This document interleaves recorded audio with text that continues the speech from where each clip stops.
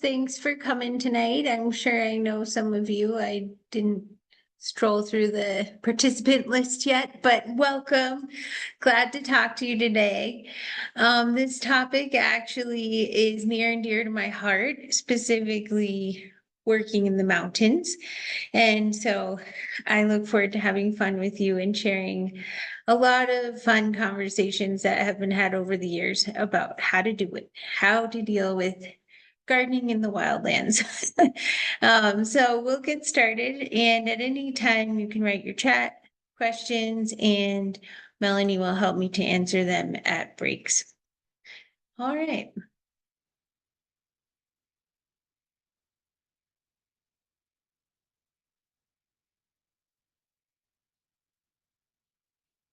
Oops, sorry, went a little too far there. All right, so as you may be familiar or not, the Colorado Native Plant Society is a nonprofit organization, and we're dedicated to furthering the knowledge, appreciation, and conservation of native plants native plants and habitats of Colorado through education, stewardship, and advocacy. So today we are pursuing our mission, and I appreciate interacting with you, and I hope that we do it more in the future. In the first few slides, I'll tell you a bit about the society. So the society was founded in 1976, and I think this is an important place to begin our conversation because just take in this picture of John Maher, our first president, with his camera, and we really were concerned in the mid-20th century about land management, right? We had formed our country, and a lot of laws were being developed for public lands management, conservation, environmental protection. And so, there is this sense of urgency. And I think that we can all feel that urgency right now. And if you can, you could maybe send me some reactions. But basically, we're in the same situation, even though we're a half century later. We are in a need to garden with native plants kind of space, just like we were back in the day in a need to protect our threatened and endangered species from what was becoming, America's greatest legacy, which is public lands tourism and the great land resource that we have. We are run by a board of directors, and all of our directors are volunteer, and we're always seeking new leadership. So if you're interested, you're welcome to attend any of our board meetings. They're all in our calendar and open to the public. We have lots of chapters around the state. We have 3 new chapters in just the last couple of years. The word is really getting out. So as you look, we really have gaps in the central mountains and the northwest, but we're working to fill those gaps. So wherever you are, there's probably a CONIPS chapter near you. We also have committees that operate in the statewide space. And this is what I consider our thought leadership teams, right? These folks get together in virtual meetings and help plan the direction of our work. Our volunteers in the chapter environment really make the society go with their efforts to run botany hikes, to have gardening engagements, and to invite local speakers. And our committee helps to facilitate all of that, our committees. So for example, our talk tonight is, an action of both the education and horticulture committees. We develop talks like the one I will give you tonight so that we can train other people to give these talks. So if you're interested, please let me know. We would be happy to share the slides with you and also to reach out to your community if you don't think we've reached you yet. I will stop right here. You might have another slide on it, but just in case I don't, we do have 4 funding opportunities that I really want folks to know about. We have a mission grant, right, which might be appropriate for gardening activities. We also have the MAR and the Martin Steinkamp grants, which support research with Colorado native plants and rare plants. And we also have the Alice Eastwood Scholarship, which is for undergraduate student or high school student entering college pursuing a degree aligned to our mission. So please spread the word that we are here to both support you in your education and community building, but also financially in the great work that you're doing. So as I mentioned, our bread and butter activities are going on hikes and interacting with our local leaders in this space. There are botany hikes all over. You're welcome to join them. We are a membership organization, but you're welcome to join our members, any activities, whether or not you're a member, to see if you enjoy it. I like to tell people, like, if you're going to a different part of the state for a vacation, like, look at our calendar, because probably you'll find a hike that you could do on your vacation. Our website is also a really vast resource that's been developed over 50 years. And so you'll find all sorts of information about our native habitats, which inspire our gardens. And there are also tons of information about gardening with native plants. We have a magazine that we publish, and keep in mind, all of this stuff is volunteer run. We really have a robust organization with lots of dedicated folks. So as we approach the meat and potatoes of our talk today, I think this slide is really important, and I think that we all feel this, including Resource Central, that acquiring native plants is the challenge right now. We've kind of passed the whole motivation piece, right? We agree native plants are gorgeous. Now we need to figure out how to find them. And so through our society, in our committee work, in our chapter work, we really encourage gardening efforts, restoration efforts, and more plant propagation. And so we're getting really pretty good at growing native plants and teaching people how to do it. Because the best way to get your native plant garden started is to build a community and to share your seeds and to share your plants.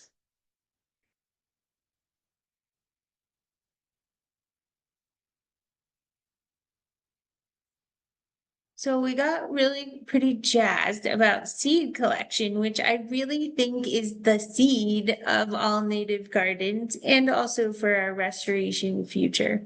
We work closely with the Forest Service to implement the Rocky Mountain Native Plant Materials Program. So you'll see in your chapters that we have seed collections, right? And we are building a climate resilient seed bank for our restoration future. And right along with that, we have been getting really good at collecting seed in our gardens. So if you are interested in any seed collection, please reach out, let us know. We can help you get that going and make it happen for you. In a lot of communities, I will say, in the Front Range, we work really closely with Wildlands, another nonprofit whose mission is specifically native plant gardening. But there are many, many communities in Colorado that don't have a Wildlands chapter. So when we can work together, we do. And when Wildlands is not with us, we work to extend that effort. So if you're familiar with them, you understand. So please become a member today. Your membership helps support all the cool work and the stories that I will tell you in the rest of the talk. And we are also at the first break. If anyone has any questions, this would be a great time for them. All right, let's see. We just have a couple questions here. First one is, which chapter would the Colorado Springs location be? Oh, yes, Linda, my dear, you are in my chapter, the Southeast chapter. And it is the biggest chapter. It goes from basically the southern flanks of Castle Rock or Monument Divide all the way to the north, to the east and southern borders. And so please join us. We will have a super cool event, which I'll talk about at the end of the talk on July 1st. We're going to have a big day in the city horticulture complex where we'll be planting seeds, potting plants up, and then folks are going to come to my garden for some refreshments and conversation. So if you're in the Southeast, come see me. And I will note, I was the chapter chair before I became the executive director, and I am the first executive director of the society. Awesome. And so, what is the best way to find specific chapters? And this person is asking about Westcliff specifically. Yeah, so Westcliff, well, that's interesting. I don't know that we have a chapter really very close to Westcliff. So we can talk about what it takes to make a new chapter.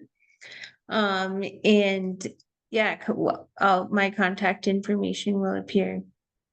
And before we go any further, I mustn't have refreshed my screen, but I had this fun video I wanted to share with you. So I've been at this game for a long time. I used to live in Summit County and Chaffee County, and I taught at the Colorado Mountain College when I first got out of grad school.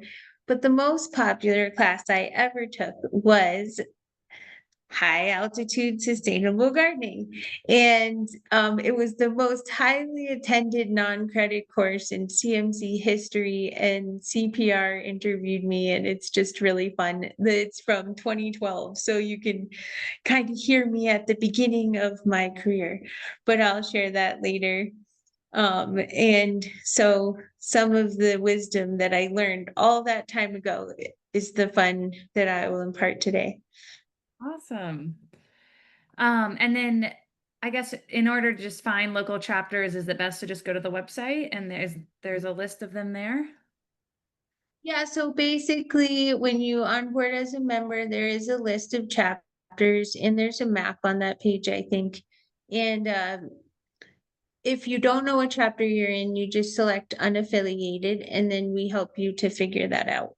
And all chapters originate from local resident interest, right? So, like in Westcliff, for example, we would look to see what members might already be there. We'll look to work with your partners. Like we always work closely with Extension and Wildlands and other like really pretty.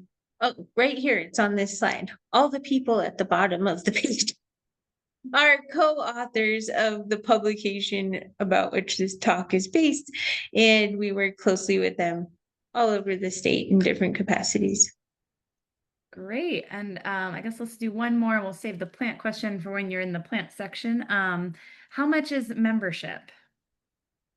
It is $35 for an adult per year, and I think 50 for a family. All right, great. I'll let you keep going and we'll hop back out later. Yeah. All right. So low water native plants for mountain gardens. Now, the fun news is native plants in Colorado have broad elevation ranges. So you'll probably be familiar with these plants no matter where you live.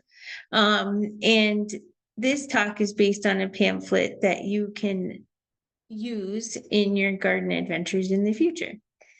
So we'll start. I'm just going to try to hide this panel. Hold on a second. Okay. All right. So the main thing we want to start with is the problem statement. Like, what do we need? Why are we doing this?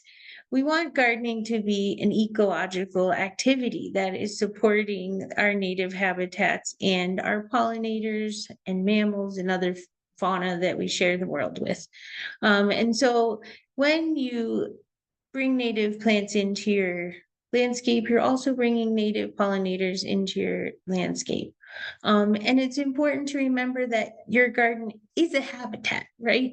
And so if these organisms are there, they're not only trying to find flowers and food, but they're also living there, right? They're reproducing there. And so think about how great it is that you have this postage stamp on planet Earth, and you can just do so much with it by making smart choices as a gardener. So for example, you'll see in my screen background and in this picture, this is my county fair winning display of Rocky Mountain penstemon this year. And it really shows one very important principle of pollinator gardening, which is that you want to make an island of the same plant, right?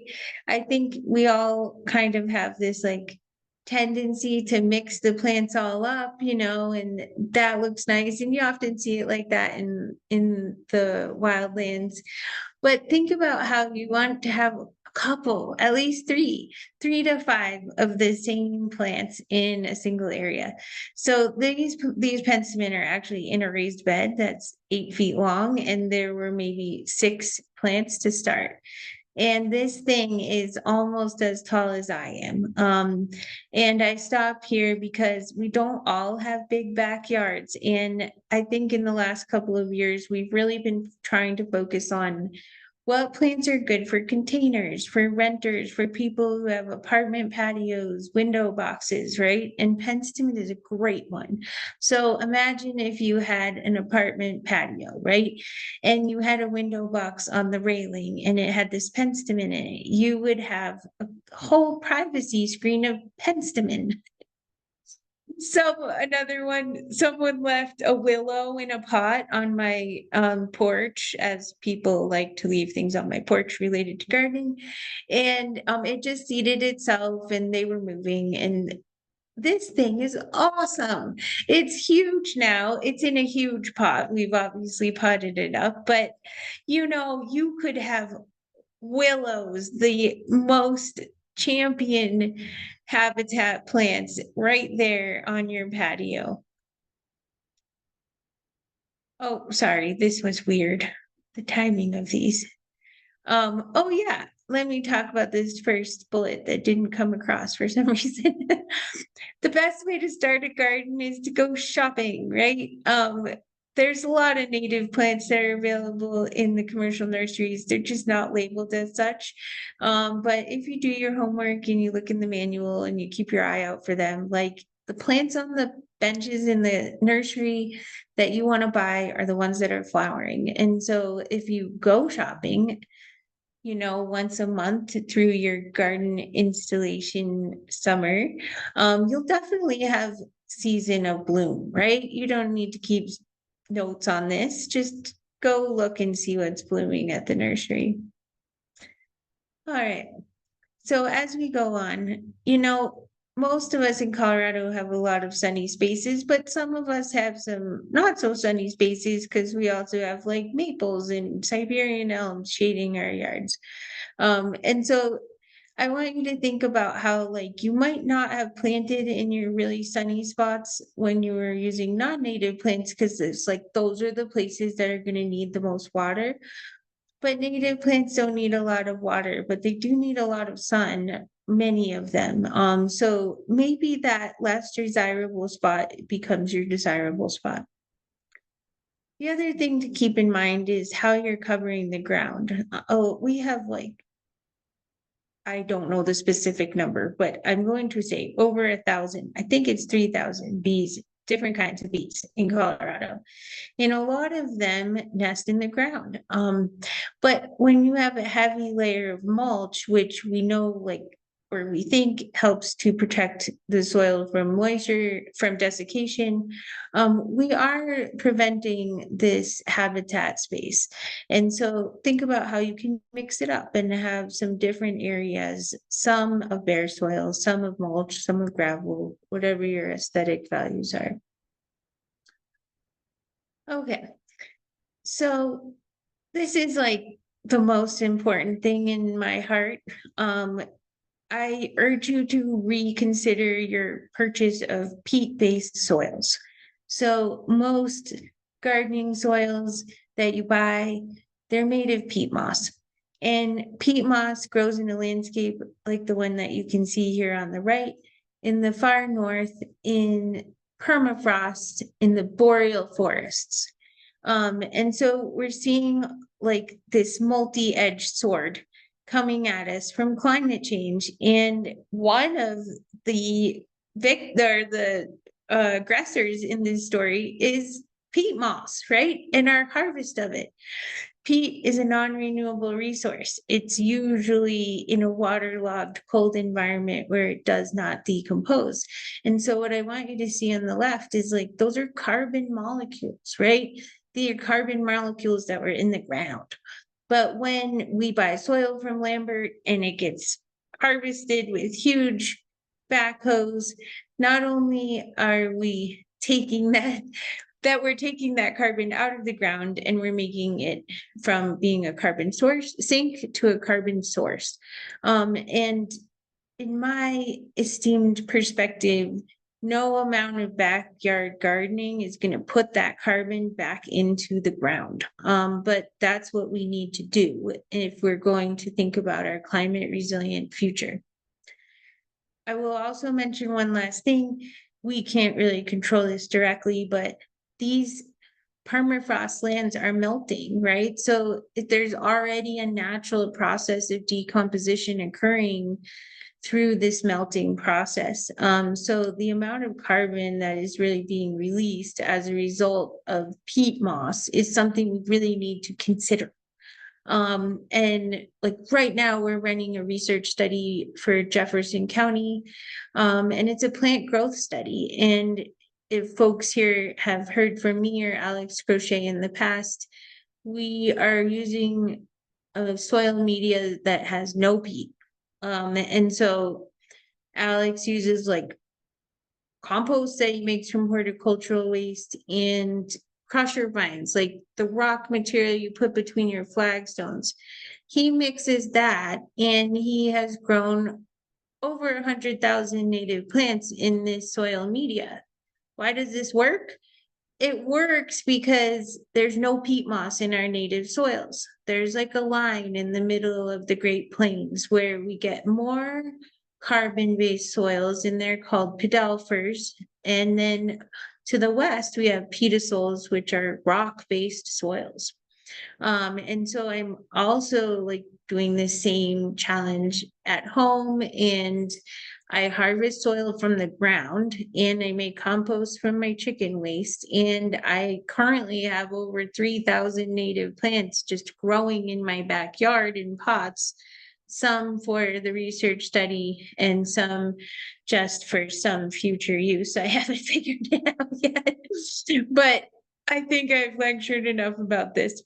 If I can leave you with one conclusion, please stop buying soil and consider harvesting the native soils in your garden to grow your native plants. All right, I will stop right here because now we're going to start looking at plants and we have another transition. So if anyone has questions, please let me know. All right, great. We have a few. They might be related to plants, but I figure let's just go ahead and get into it and it'll lead into the next section. So Linda's asking about being at 7,300 feet elevation with a lot of pine trees, and they have grass that they seeded, but they're not sure if that's best for their area. We were told it was meadow grass. Yeah, like where do you live? Like Evergreen or somewhere like that? We'll have to see what she says. Woodland Park. I'm guessing something like that. Yeah, like even in Colorado Springs, like if it's the same Linda, right up into the Oh, yeah. foothills there, we have pine. So I'll talk about that as I go through the plants. And the term meadow grass could mean a lot of things. And like a lot of our range adjacent landscapes have range grasses, and they look very natural and stuff. They're non-native, they're not evil, right? It's all about the balance. So there's a ton of grass in ponderosa forests. So it doesn't sound like it's too far off, but I'll show you a lot of the flowers that could also be there. Great. We've had a shout out for thanking you for bringing up the issue of peat moss. And then also just, you might get into this in the plant section, but how to avoid buying plants with neonicotinoids. Should they just assume the plants are grown with them unless the nursery advertises that they're not? that best practice? Yeah, well, I mean, I have not checked this year, so I don't want to vilify any big box stores, but generally, like, if you're concerned, I would not buy plants from the nursery section at a big box store. Your local nursery, if they're trying to avoid chemicals, they will, I'm sure, advertise about it, but be a good citizen and ask, you know. Also, pay attention to where the plants are coming from, because a lot of the plants in our nurseries come from like these big wholesale nurseries. And so you can do a little work to see like your local nursery is buying from Little Valley or some big nursery, you know, and then just investigate their practices and think about it that way. And then, of course, right, you could buy Resource Central Garden in a Box plants. Yes, perfect. I was gonna put the same plug. All right. Let's see. And what should be used instead of peat moss? Yeah, so this is, I don't have a lot of slides about this, but I will soon be talking about this at our annual conference in the fall. But yeah, basically we students, I am like, I left my academic job to become the executive director of CONIP. So I've had students working with me for about 10 years on this. And, you know, for example, we've done soil chemical analyses of between like a handmade mix of mineral content and compost, Lambert soils, and native soils. And what we found was shocking. Like, and yes, this was Colorado Springs, right? So we're a little higher elevation, gravelly soils and in the foothills. So what we found was like that thinking about nutrition is nitrogenous chemicals, right? Nitrate, nitrite, ammonia. So of the nitrogen species in the native soils, there was like 6 milligrams per liter of nitrogen. In Alex's mix, there was 8. In the Lambert peat moss, there was 322 milligrams per liter of nitrogen species. And so when we think about this, like we just think, how are we going to grow native plants successfully? Probably in soils that mimic the native soils, right? And so you might live in like a place where there's riparian soils or there's more rocky soils. And, you know, that would, you just kind of look to see where the plants grow in the wild to sort of make those choices. But I'm going to make the bold statement right now that like dig a hole in your backyard. If you buy a bag of compost, that's fine. Compost is not made of peat, right? Mix a little bit of compost in there, just probably because there's a lack of organic matter in your soils, depending on what has been growing in them before. But it's not so much that you're trying to nutrify the soil with the compost. I think of it more as like adding the carbon component to my very rocky soils. And I know it's bold statement, but I am a research professional. I'm getting really close to feeling very confident in saying that, you know, you don't need to mastermind this puzzle, right? Just if the plants are going to live in your garden, best start with your garden soil because that's what they've got to live in later.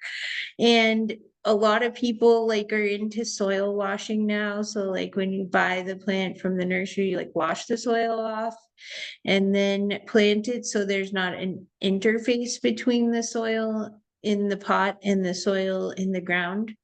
But I think it's fair to just dig a twice big hole, right? A hole twice as big as the plant that you're going to plant and just mix the stuff together, right? As you pull the plant out of the pot, some soil will fall off and just make sure you've got no hard interface. Like don't make a hole that is like a tight sleeve for the pot, the plant in the pot. All right. All Great. right. We'll keep going and we'll get to these other questions at the last break. Okay, so this is fun and I did not set up a poll, I'm sorry. But if you want to put your comment in the chat, please do, or just keep it in your mind. I'm going to show you a series of pictures and I'm going to ask you, is it wild or is it in a garden? That will get our conversation going. So the first one, is it wild? Is it in a garden? What do you guys think? This one's pretty obvious, and I hid my meeting controls, so I might need your help, Melanie, if people are responding. All right. This is the best, right? This is maroon bells in Aspen. And yes, it is possible to grow paintbrush in your garden. It likes to grow with other plants because it's a hemiparasite. So, it's not going to be like by itself in your formal garden, but in your meadow, you can definitely get it going. So what I want you to think about is the form of this and the abundance and all of these plants I've seen in gardens, even though this is in one of our most iconic high country locations. All right, next photo. Is it in a garden or is it in the wild? This one's, you can see the fence and the buildings and all of that, but I want you to see that same level of abundance, right? And this year, bless the rains. This is my own front yard, so you're going to see a lot of pictures of my own garden because I can't stop taking them. But here we have some plinkett flower and yarrow and aspen daisy, and we have fringe sage, and there's June grass in the front, and prairie clone flower in the back, and penstemons that are not quite going anymore, but you can see the stalks in the front. This is inspiration, folks. All right, also in the wild, in the garden. So this is actually in a parking lot, and it's just like a low depression in the middle of the parking lot. And yeah, I collect Ratibida seed from there every single year because there's so much of it. All right, in the wild, in a garden. So this one is in John Jordan Ango's garden. But what I want you to see here is that even if you live in like a really xeric kind of place, you can build a pond. You can bring different habitats into your yard with the hardscaping that you do. So let's move on. In the wild, in a garden. This is actually a combination, if you've ever read a Robin Wall Kimmerer book, like not braiding sweetgrass, but maybe it was braiding sweetgrass. Anyway, she talks about this color combination at length, that the purple and the yellow are like a special combination for pollinators. And this is aspen daisy and stiff goldenrod. And I don't even know if this is in a garden or on a trail, because it's probably on a trail. You can kind of see a trail in the back, because these are two of the most abundant plants in native gardens. They seed so well. So here again, we have in a garden, I'll just tell it to you this way. But here we see all species that are blooming in the wildlands right now. Yarrow, fringe sage, aspen daisy, Palmer penstemon. Okay. So what we're going to go through are all the plants in the low water pamphlet. And on the title slide, right, there were all the partners there: Denver Botanic Gardens, CSU Extension, Wild Ones, High Plains Environmental Center. All of these folks got together, I think about 15 years ago, and developed these low water pamphlets, and they're different ones for different life zones. Today, we're going to talk about the mountains. And I will tell you some fun stories along the way. So as we go through, I want you to keep one thing in mind, right? In all the years of teaching gardening classes in the mountains, people just always complain about the critters, right? It's the deer, it's the small mammals digging, all of this. But what I want you to think about is that if your garden is an example of the wildlands, it's not a candy shop, right? I think people struggle the most with their native gardens at altitude when they're really presenting the wildlife with something that's special, right? It's like if I tell my kids that they can have a bag of candy or they can have dinner, they might just go for the candy.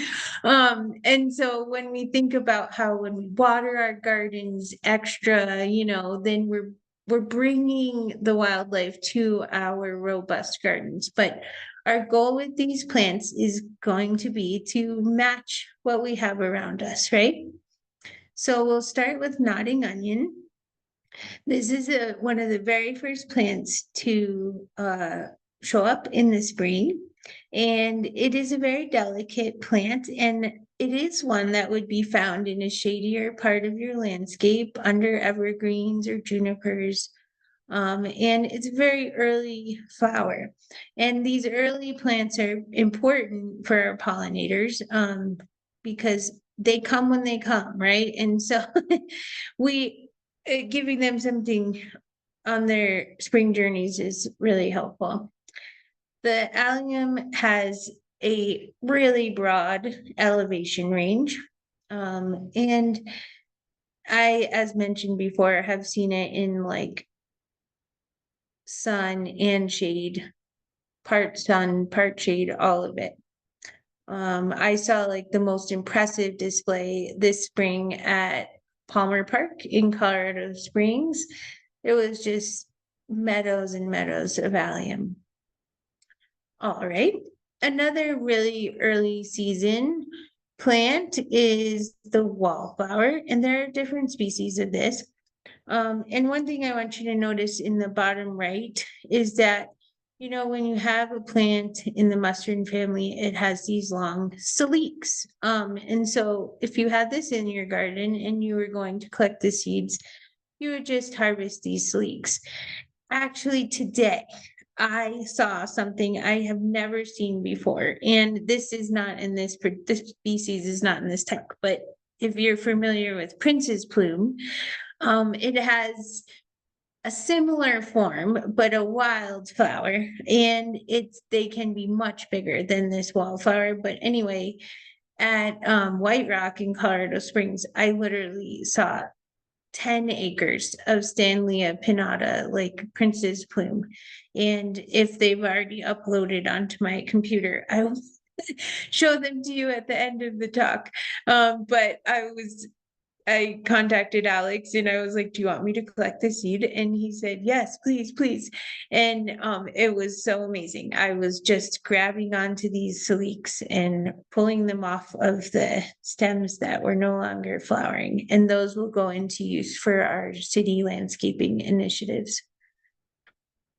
All right, moving right along, we have GM triflorum.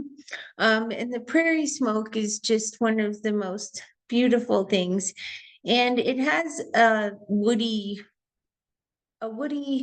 doppelganger, we'll say, and that is Apache plume.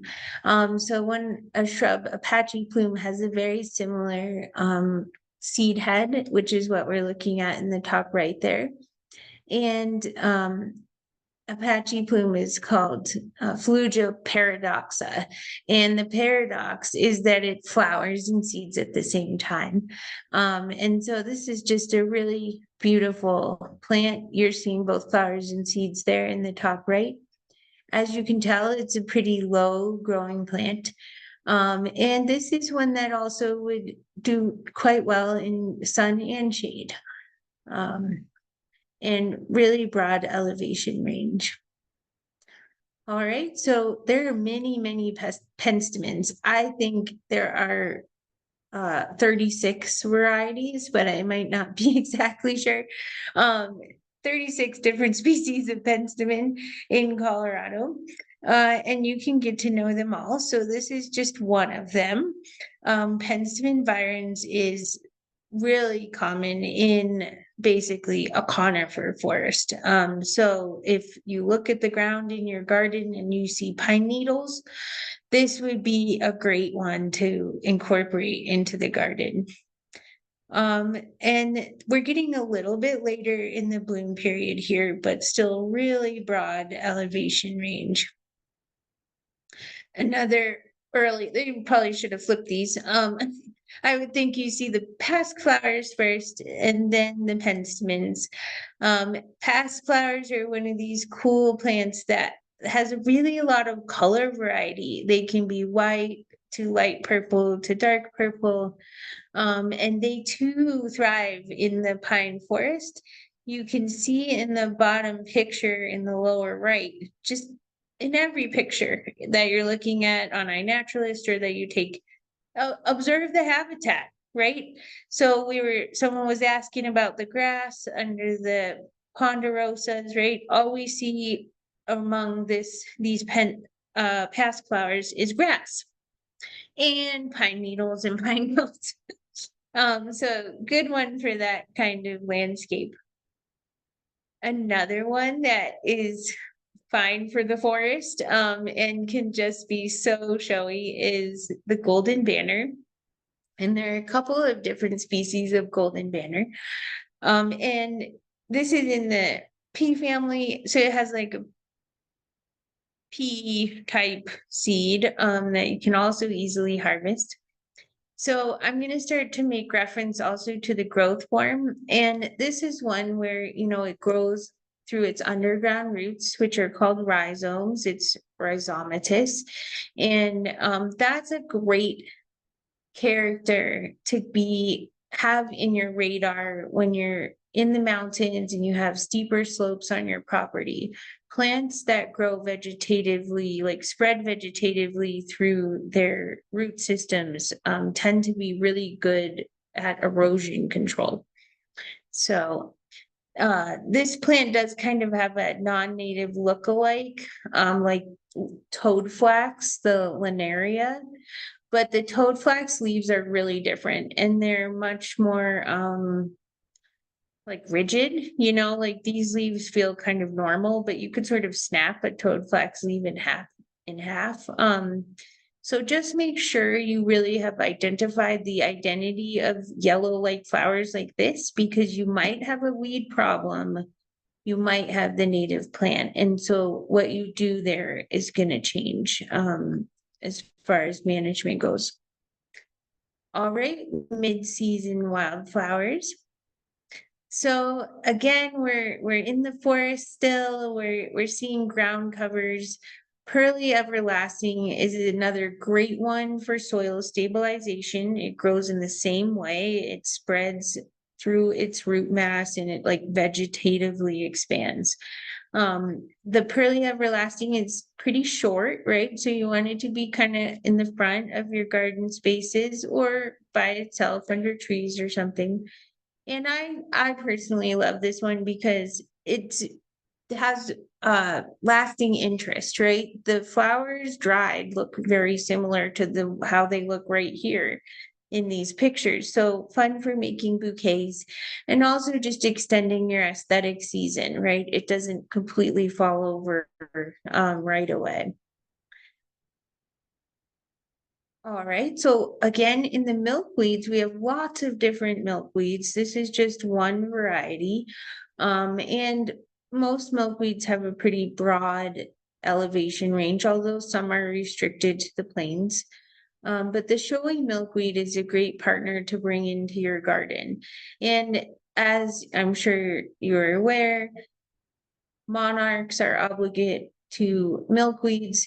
And when we think back to one of my first slides about the mid 20th century, like landscape management visions, in order to meet the demands of the Homestead Act and gain property, you had to improve the land, right? So in the American West, what did we do? We built rangeland, right? We grew livestock. And this plant is poisonous to livestock. And so part of the reason why, pollinators are struggling is because although it's a native, we treat it like it's an undesirable plant. It gets sprayed in the rangeland. And some of the most important byways are on CDOT properties. So that land between the fence and the road this can be great refugia for plants like this that are removed from the range landscape. What you see in the bottom right is the seed pods. And I can't really, maybe I can. Let me see if I can see myself. I learned a great trick. So all that white stuff is called coma. And when this pod starts to harden, it will like crack open. And you'll see all of that coma is like the silk is like really nicely organized in there in the pointy part, and the seeds are at the end. If you kind of peel off the top, the skin, and then you hold on to the coma and you just go like this with the seeds on the other side, you will have a handful of seeds and a handful of white fluff. Because if you let the white fluff expand, it's kind of hard to like hold the seed, right? And I did learn, although I have not made any pillows or anything to investigate the process, but I've heard that they've started to make linens and blankets and stuff out of the coma, which just sounds like a dream because it is the silkiest, softest stuff. It's like having a, silk filled blanket or something. Sorry. Got a little excited about that one. All right, so we are on to Campanula. This is another one that is happy in the part shade, full sun, in your high elevation gardens. It is really a beautiful, delicate plant. It's not a super showy garden plant, in my opinion. But I think it's important to note that we have a very pervasive non-native campanula. It's like sometimes I forget the common names. Bellflower, creeping bellflower. So it has a very similar flower, but different leaves. They're broader leaves, and it's like a pernicious problem in people's gardens. Down here in Colorado Springs, they call it Queen Palmer's Revenge because William Jackson Palmer, who founded the city, as the legend goes, his wife did not like it here, and she brought that plant, and it was one thing that made her remember home. So I want to tell you guys, if you have creeping bellflower, I just weed it 3 times a year. I don't try to get at the roots. It does that vegetative spread thing. I just pull all the photosynthetic material. It's so easy to pull the leaves of that. And it just makes space for the natives, right? If I didn't weed it once or twice in like, early April and early May, it would just consume the niche. But once I cleared a couple of times, the natives are big enough to like take the niche. And so I don't hate it too much. It just is what it is. Okay. This aspen daisy, I gotta tell you, is a real champion in my garden, and it's all over the forests in the montane and the subalpine. Every single one of those heads represents many, many, many seeds, so once you have one of these plants in your garden, you'll soon have many. In my garden with all the rain this year, they are waist high. But in the wildlands, I probably wouldn't see them more than like knee high. So a little bit more restricted on the elevation here, but pretty good, given that the highest incorporated town is Leadville at 10,000 feet. This is pretty much still good for every garden that you might have. This picture down on the center of the bracts, I put this here because if you're trying to identify daisies, it's really important that you take a picture or you incorporate into your investigation the view of the back of the flower. A lot of times what's going on in these bracts is the identifying feature. But there are lots of purple flowers with yellow centers. And so you want to get to know the back of your flowers, start to see what they look like there, because that's how you will get good at identifying them. All right, so we have blanket flower, Gaillardia aristata, and there are this brings me to a conversation of cultivars, which, people are always discussing. So I think there are a lot of cultivars of blanket flower in the nursery industry. And so if you have a cultivar, it's going to be okay. I still see pollinators on it, right? But the thing to think about when you're thinking about cultivars, native cultivars, etc., is what is the cultivation doing to the plant, right? If the cultivation is not changing specifically the appearance of the plant, that might not be too bad. And my example is like dwarf rabbit brush. But when an echinacea becomes orange or something like that, we really don't know how that affects the pollinators because they see in a UV spectrum that we can't see in. So like the bee is not seeing that this plant is yellow with a red center. It's seeing some other flower color combination. So how could we know what we're doing to the plant by changing its color? So that's kind of my line in the sand. And like I've got tons of penstemons that are cultivars, for example. I have not sat there and really like studied pollinator visitation on them, but they're there and they're similar to the natives. But just keep this in mind. And you can see that there's great color variation in the natural population. Oh, one last thing about blanket flower. You can see the seed head here in the bottom. You just clip those and collect those, right? And if you wanted to spread this around your garden, I mean, you can clean it beyond it just being a seed head, but you can also just sprinkle the seed heads, right? Don't bother with the cleaning, just put them where you want them in your garden. But this is a short-lived plant. So it is important that you let seed fall so that it persists. And it might bounce around in your garden because it is short-lived. Okay, Monarda fistulosa, bee balm. This is a beautiful plant in the mint family. And if you're wondering if a plant is in the mint family, all mint family plants have square stems. So if you either snip it and look that it has four sides, or roll it in your finger, you can feel that. And also, mints have opposite and alternate leaves. So if you look at the stem, like there'll be two leaves going out this way and two leaves going out this way, etc. So bee balm's a great one. This, I would say, likes more water, just like your non-native mints. They like to live next to the drain pipe, right?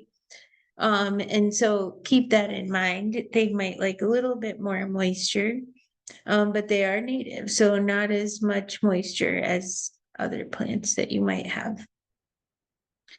All right, here's the Penstemon strictus of my county fair winning raised bed.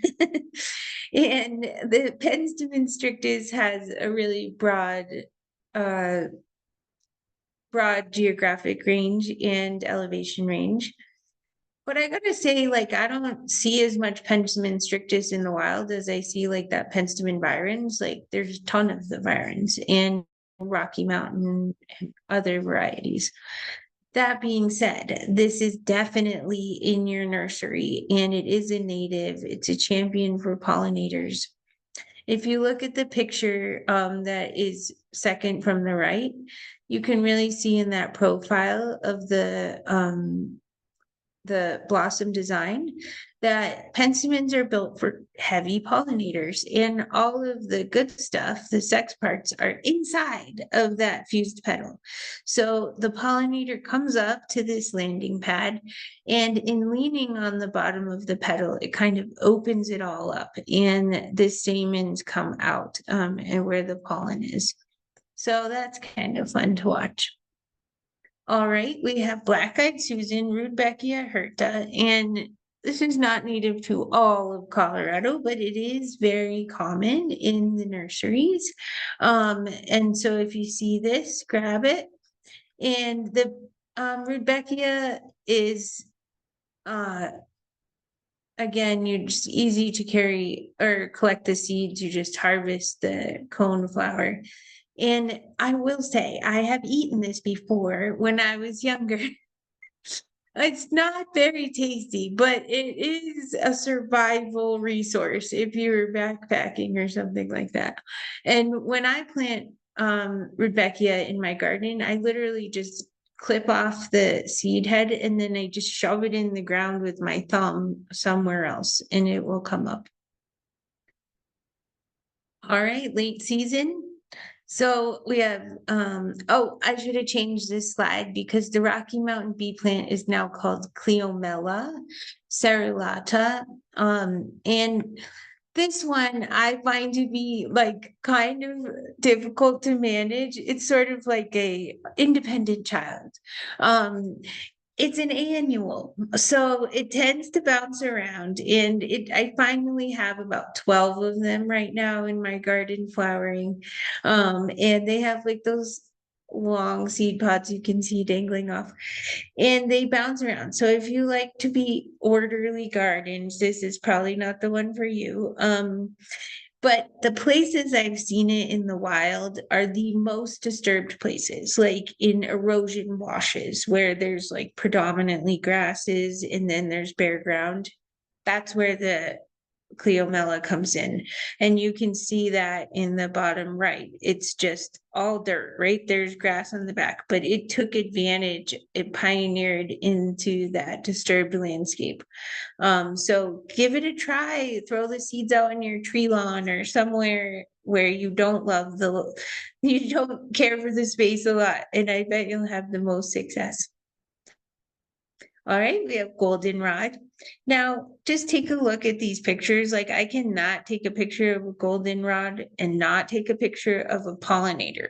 There are always pollinators on the goldenrods, and rabbit brush and goldenrod, depending on where you are really important to have in your garden because they're late season sustaining resources coming right into the winter. And you can see here on the right, the goldenrod also grows with that vegetative rhizomes that I mentioned before. And you can see it's just climbing up this hill, right? Oops.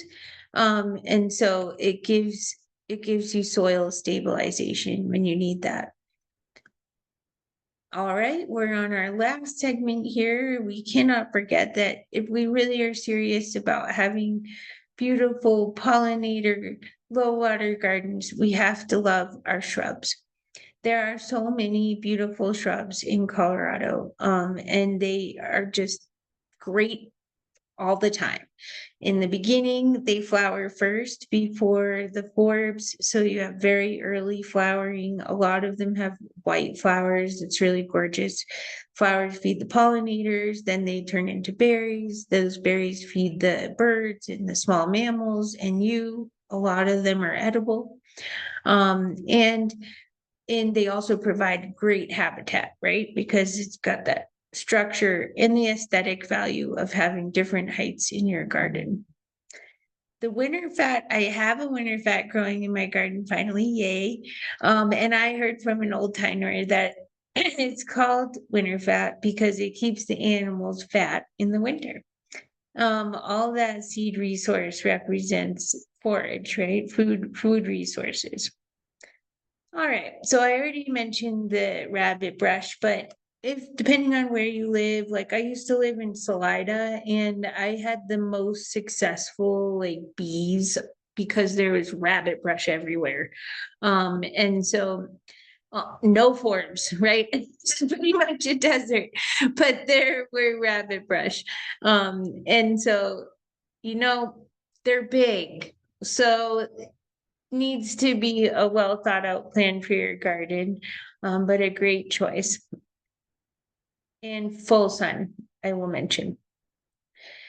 The chokecherry is a North American native, and a lot of people love this plant because it just like looks like an old world plant, right? And I love it because it is the first thing to flower. It is so beautiful in my garden. And I one time, so I live in a historic home that was my husband's parents bought in 1976, the year Conips was founded. And we bought it in 2013 or 14. And there was this dumb spirea in the front yard, and it was kind of like in my neighbor's drive. So I cut it out. And guess what grew back? A chokecherry. And that was so fun for me. So I think like sometime in the past, they had tried to take the chokecherry out, planted the spirea. The spirea was not doing well because a tree lawn tree got taken out. So it went from like shade to sun. And yeah, this dormant chokecherry appeared. It was so beautiful. Okay, the last thing about the chokecherry is if you're into phenology, Budburst, National Phenology Network, the chokecherry is a great example of a plant for phenology monitoring because has broad nativity, right? So when we're developing data sets about the timing of things and we have a broad geographic range on a species, like we can collect a lot of data. And so consider phenology monitoring if you like taking photos of the chokecherry that is on your dog walk every day. All right. So there's many ribes. This is just one of them. And they're all edible. So the thing to think about here is, native plants are food. And everyone in my family loves to eat off the currants. And there are different varieties. There's one with like pink flowers, and sometimes those pink flowers are more white, and there's these yellow flowered ones. But broad geographic range and often growing in the understory of the pines and the evergreens.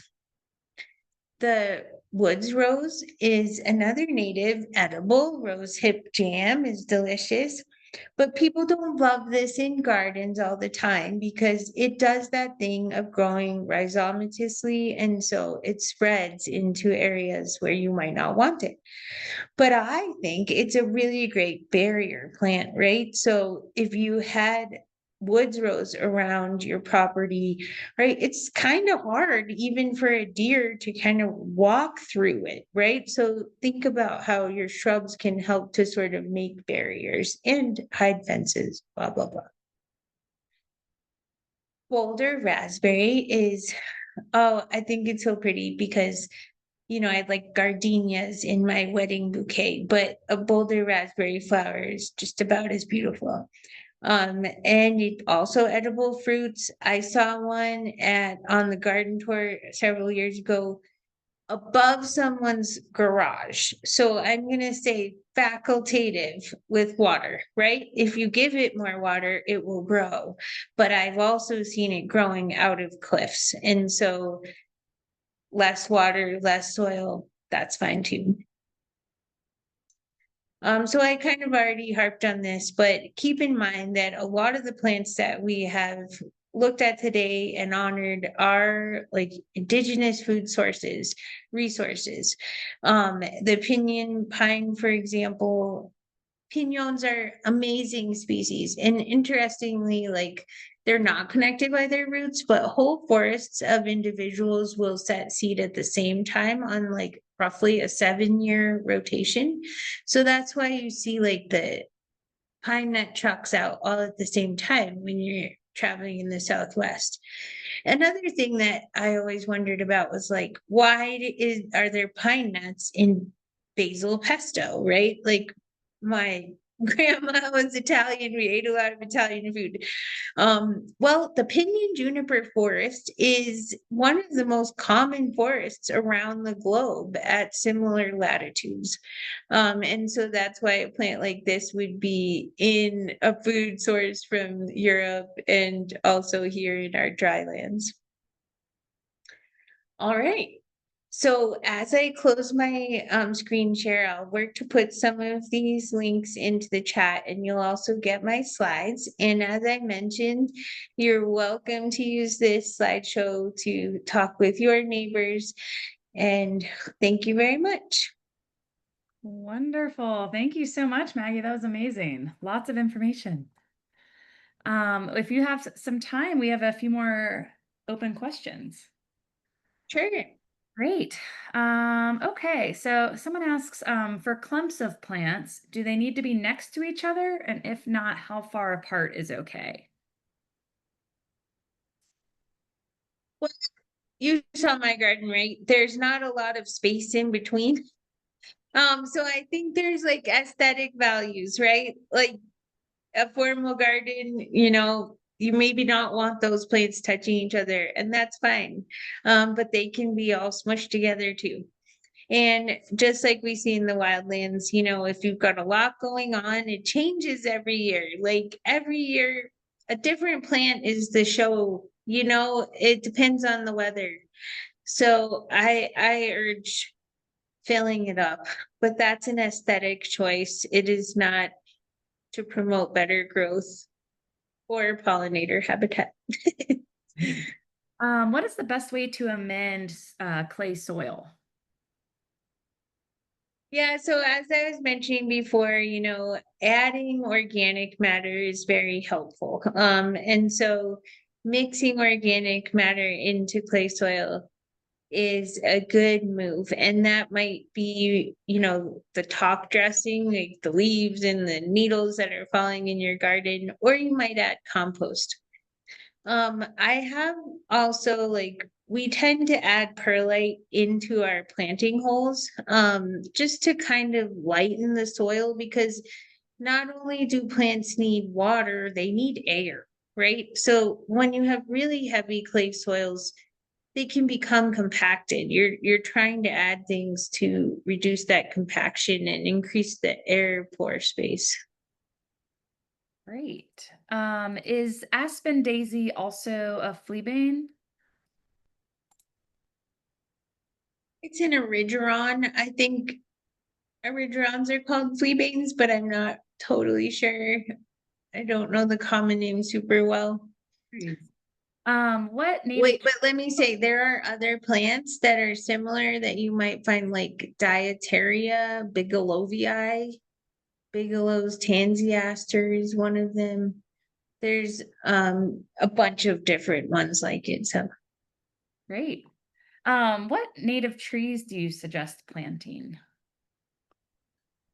yeah, so I mean, it depends on where you are in your aesthetic, but keep in mind, like we're talking about mountains today, the only tree native to the plains are cottonwoods, and they're in the riparian life zone. And so this is where the shrubs really come in handy in the lower elevations. As we in the Front Range transition from plains to foothills, like we have tons of shrub species. And but then of course, if you are talking about what trees and matching your wildlands, it's probably going to be conifer, right? Because that's what you have. And junipers are thought to like create fire hazards, right? So don't plant junipers really close to your house. Ponderosa pines get really big and they're slow growing, so not close to the house. But like there are others like alder and let's see. Yeah, oh, like a hazelnut. There's a lot of cool riparian trees that could be incorporated. Cool. A follow-up to the question about the clumps, is it okay to have them within the same bed with other pollinator plants between them? Yes, of course. And you saw my garden, like no matter how much control you have at the beginning, you have no control once the seeds fall. So it tends to mix, right? And in my early pictures of wildland versus garden, right, you saw in the wild gardens that it's mixed together. And so this idea of the clumps, I think, is to encourage people to go and instead of buying 7 different species, one individual, like choose 2 plants and buy 3 or 4 plants of each one. Yeah, that makes sense. So a question about evergreen, where elk and deer eat almost everything. Is there any such thing as deer elk resistant natives? And which natives do they eat the most? Yeah, yeah, this is where the fun starts for my class in Leadville. Um, I think that, as I was saying, like you don't want to give them candy. You want to just meet the demands of the natural environment. Also, like I said, feel like borderlands, right? If you have shrubs and other fun plants, and then the more precious plants on the interior, I figure you can make an offering, and then they'll get bored before they get into your precious plants in the interior. But I do want to say, I want to give a shout out to, I don't even know what it's called or if it's still open, but the best barrier I ever saw is at a nursery in Buena Vista. And I have this in my garden. And I think that I just have to give a shout out to chives.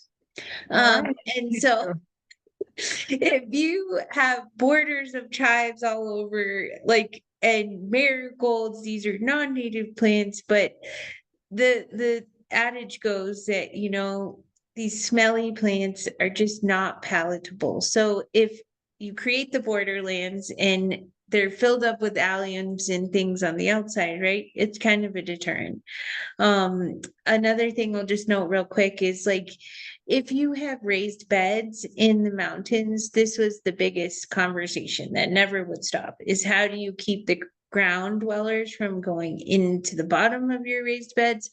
So, lining the bottom of the bed with chicken wire, like 2 layers, or hardware cloth, which has smaller like holes, is a great way to kind of work with the system. And then whenever I build a raised bed, I don't cut the posts. I leave them at 4 feet, and you can make like just have walls on your raised bed of chicken wire so that the critters have a harder time getting in there. But That makes yeah, sense.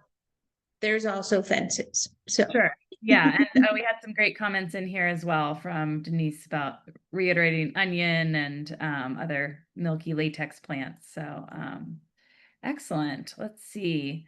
And a lot of this you were talking, is this applicable to very high gardening, such as Leadville? I know you mentioned Leadville.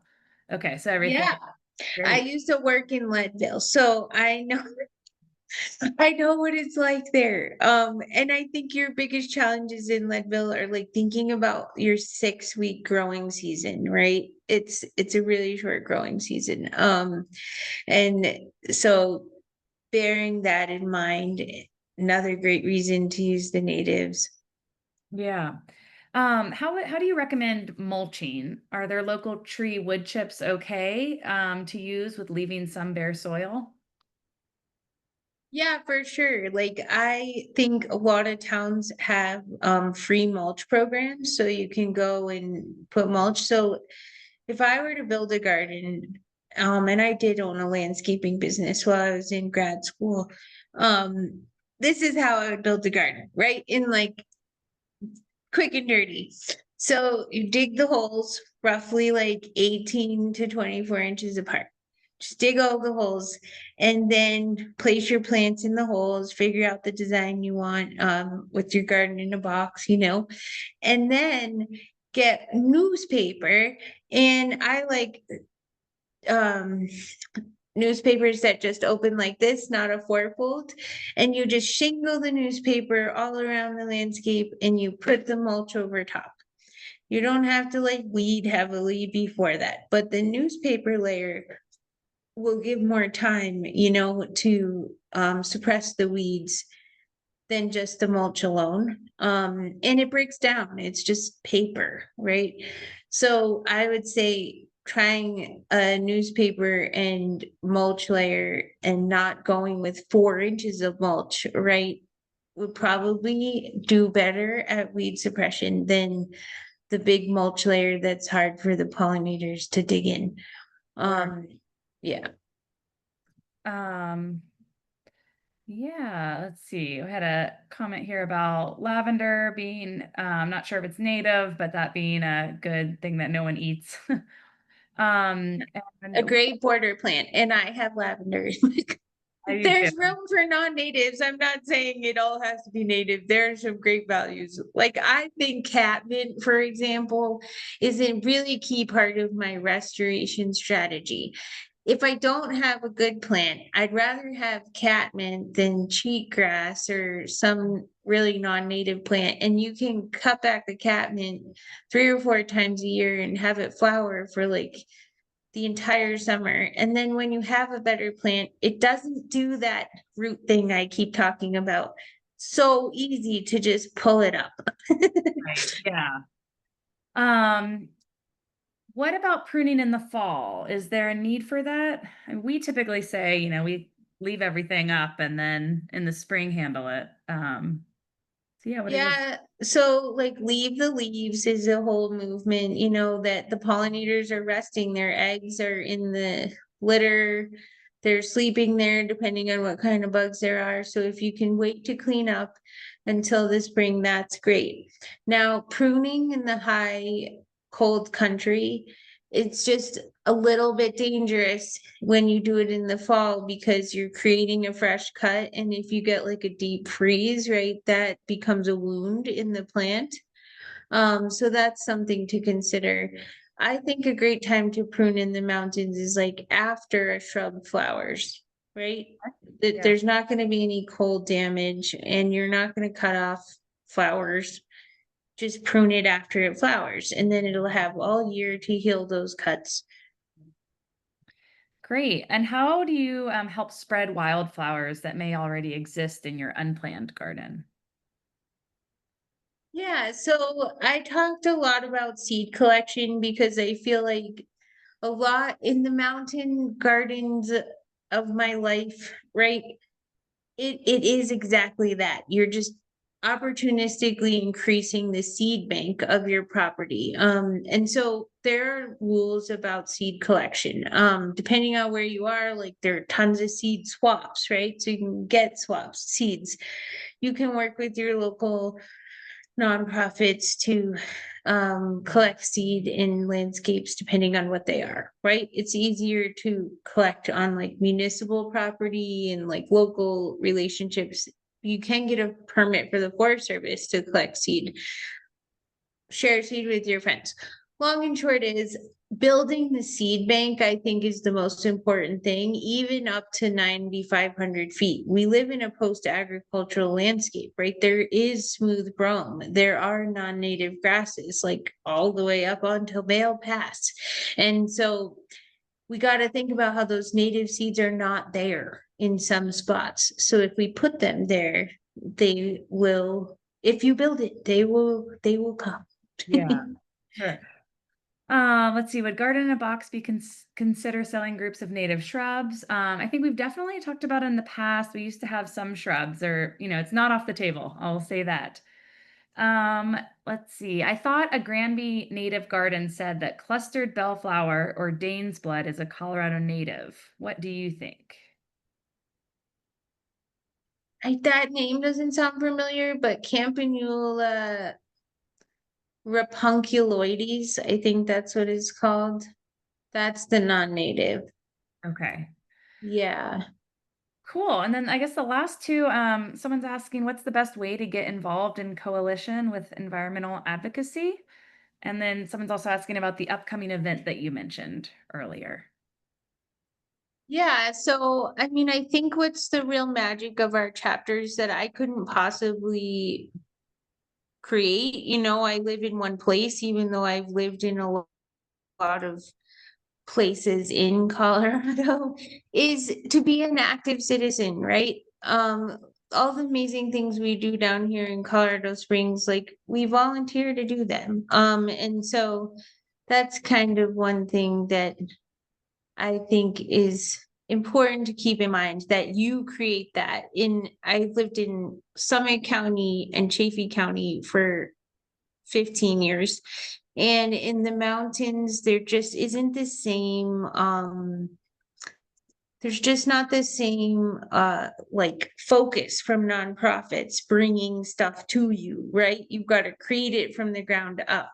And so working with local extension is a great way to get that going, because extension is often in all rural places. This video I posted right now is just that is Alex Crochet, who I keep mentioning, that he and I gave a talk at COSA, which was kind of the first time we sort of unleashed a lot of this conversation. And over 600 people watched that video, and please watch it. It goes into more depth on a lot of things that I said. And the last thing I'll share here is the link to the July 1 event in the greenhouses. We'll basically be modeling everything that we've been doing.